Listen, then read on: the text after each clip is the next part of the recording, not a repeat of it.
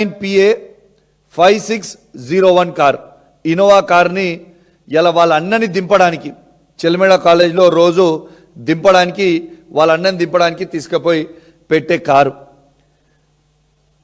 వారి సతీమణికి సిపి గారి సతీమణికి ఇద్దరు కానిస్టేబుల్ని ఇచ్చి ఆమెకి అవుట్సోర్సింగ్ ఎంప్లాయ్మెంట్లో మొన్న కరీంనగర్లో జాబ్ పెట్టించి ఆ జాబ్కి కరీంనగర్ సిపి గారి భార్యతోని ఇద్దరు లేడీ కానిస్టేబుల్లు పోతా ఉన్నారు. హైదరాబాద్కి వచ్చిన ఇద్దరు లేడీ కానిస్టేబుల్లు పోతా ఉన్నారు.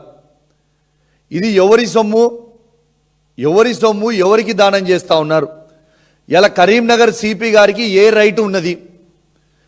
ఈ విధంగా ప్రైవేట్ వ్యక్తులకి వాడడానికి కోసం వికాస్ అగర్వాల్ అనే IRS ఆఫీసర్ గారి తండ్రి, వారి తండ్రికి కరీంనగర్ సిపి గారు కరీంనగర్లో ఉన్న వెహికల్ ఇద్దరు కానిస్టేబుల్ని పెట్టడానికి కారణం ఏంటిది? నీకు ఎవరిచ్చిరి రైటు? ఇది ప్రజల సొమ్మును దుర్వినియోగం చేస్తున్నట్ట కాదా? ఒక్కసారి మీరు ఆలోచన చేయండి. వాళ్ళ అన్నకి government police Innova Crysta car పెట్టి రోజు చెలమెడ దగ్గర దింపడానికి రైట్ ఎవరిచ్చిండ్రు? సిపి గారి సతీమణికి ఇద్దరు కానిస్టేబుల్ని ఇచ్చి ఇలా 7 గంటే వారిని పోతున్న డ్యూటీకి పంపించే రైట్ ఎవరిచ్చిండ్రు?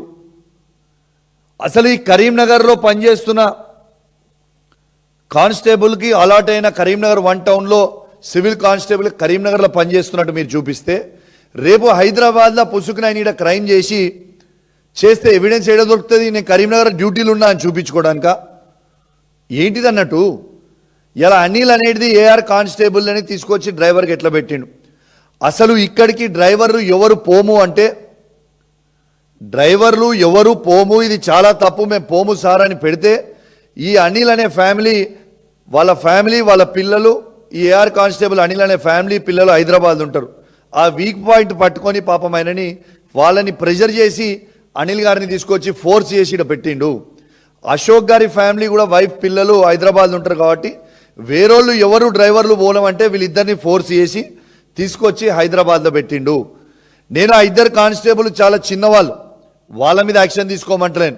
ఖచ్చితంగా ఈ ఇంత ఇల్లీగల్ పనులు చేస్తున్న సిపి గారిని ఖచ్చితంగా చీఫ్ సెక్రటరీ గారు, DGP గారు, రేవంత్ రెడ్డి గారు డిసిషన్ తీసుకొని మీరు సస్పెండ్ చేస్తే మంచిది.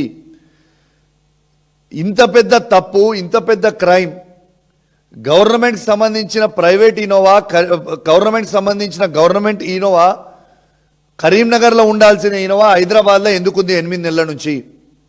దీనికి జవాబు చెప్పాలి.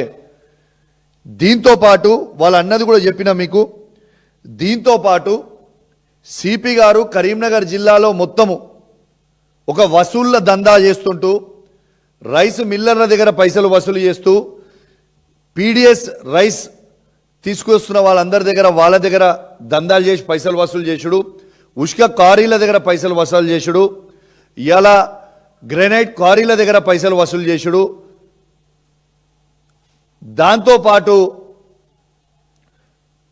దాంతోపాటు గుట్కాలు అమ్మేటోళ్ళ దగ్గర పైసలు వసూలు చేసుడు.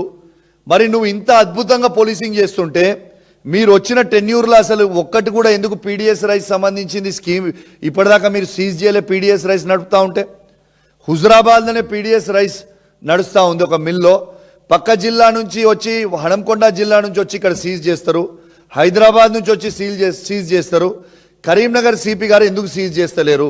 దీని అర్థం మతలబ్ ఏంటిది? కరీంనగర్ సిపి గారు వీణవంక మండల్లో ఒక ల్యాండ్కి కారీకి పంచాయతీ అయితే, ఒక ల్యాండ్ ఓనర్కి ఈయన డైరెక్ట్గా కారీ మీదకి వచ్చి పంచాయతీ చేయాల్సిన అవసరం ఏమున్నది? What is his interest? దీన్ని బట్టి మీరు అర్థం చేసుకోవాలి. ఇవన్నీ పైసలు వసూలు చేసేది ఎవరంటే, ఇదే సిపి గారికి పైసలు వసూలు చేసేది ACP విజయ్ కుమార్ గారు,